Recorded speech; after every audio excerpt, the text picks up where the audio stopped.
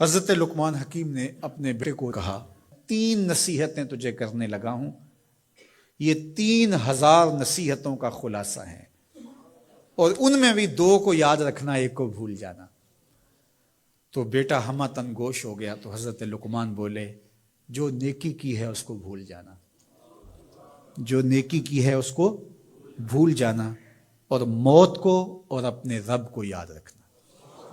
یہ میری ساری نصیحتوں کا خلاصہ ہے۔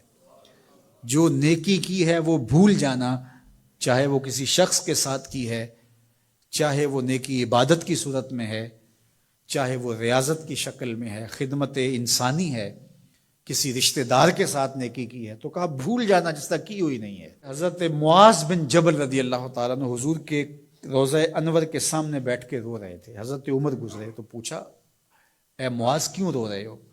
کہا صاحب مزار کا ایک فرمان یاد آیا جس نے رلا دیا۔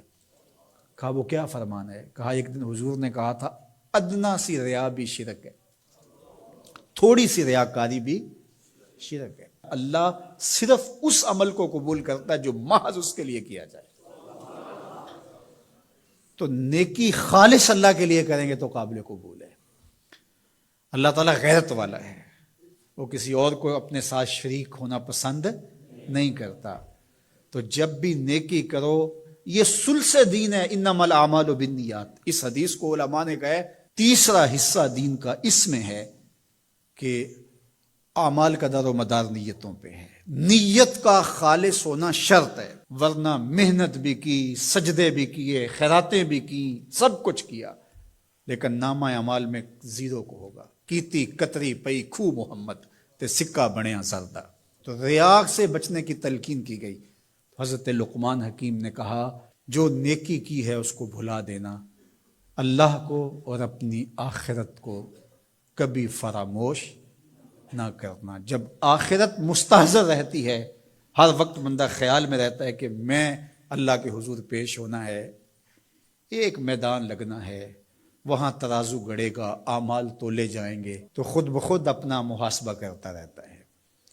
یہاں وہ کچہری خرید سکتا ہے، عدالتیں خریدی جا سکتی ہیں، تھانے یہاں بک جاتے ہیں، یہاں منصف بک جاتے ہیں، لیکن وہاں اللہ کی پولیس نہیں بکے گی، وہاں کے تفتیشی نہیں بکیں گے، وہاں کے تھانے، وہاں کی کچہریاں نہیں بکیں گی، وہاں ترازو پورا وزن تولے گا۔ یوم تبلی السرائر فما لہ من قوت ولا ناصر۔ فرمایا جس دن راز کھول دیے جائیں گے، کوئی کسی کی مدد نہیں کر پائے گا، اور نہ کوئی طاقت سے اپنے عیب کھلنے سے روک سکے گا۔ تو جب مستحضر ہوگا کہ میں اللہ کے حضور پیش ہونا ہے، ایک کچہری لگنی ہے، ایک عدالت لگنی ہے۔ آج مکار آدمی، جھوٹا آدمی، خائن آدمی، بد کردار آدمی بچ کے نکل جاتا ہے، عدالتوں کو چکمے دے جاتے ہیں، لوگ عدالتیں خرید لیتے ہیں، دھمکا لیتے ہیں، سب کچھ ہو جاتا ہے اس دنیا میں۔ طاقتور کی کوئی بات نہیں کرتا، کمزور پھٹے چڑھا دیے جاتے ہیں، لیکن ایک عدالت ایسی لگنے والی ہے جہاں انصاف ہوگا، جہاں عدل ہوگا۔ تو اس لیے کہا کبھی اس کو فراموش نہیں کرنا، اور دوسرا اپنے رب سے کبھی بھی غافل نہیں ہونا۔ اپنے رب سے جو غافل ہو جاتا ہے وہ زندگی کے مقصد کو کھو بیٹھتا ہے۔ اور اسی کو رومی کہتے ہیں دنیا ہے یہ چیز، دنیا از خدا غافل بدن۔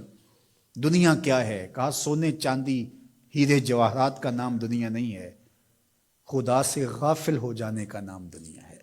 تو اس لیے اللہ کے ذکر سے، اس کی یاد سے، اس سے کبھی بھی غافل نہیں ہونا چاہیے۔ اور اگر کوئی اس سے غافل ہو گیا تو سن لو وَلَا تَكُونُوا كَالَّذِينَ نَسُوا اللَّهَ فَأَنسَاهُمْ أَنفُسَهُمْ أُولَٰئِكَ هُمُ الْفَاسِقُونَ۔ کہا ان لوگوں کی طرح نہ ہو جانا جو خدا سے غافل ہو گئے۔ تو جب وہ خدا سے غافل ہو گئے، اللہ نے انہیں ان کی ذاتوں سے بے خبر کر دیا۔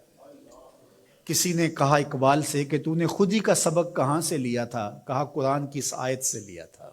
اور یہ بات ذہن میں بٹھا لیں، اپنے لیے بھی اور اپنی اولادوں کی طبع میں راسخ کریں جیسے بھی ہو سکے، کہ ایک چیز کو بھول جانا ہے، جو نیکی ہو گئی بھول گئے، اور اللہ کو بھی یاد رکھنا ہے اور آخرت کو بھی یاد رکھنا ہے۔ یہ چیز یاد رہ گئی تو سمجھ جاؤ خیر ہے، اور اگر یہ 2 چیزیں بھول گئی اور جو بھولنے کی چیز ہے وہ یاد رہی تو سمجھو ہم نے اپنا سب کچھ لٹا دیا۔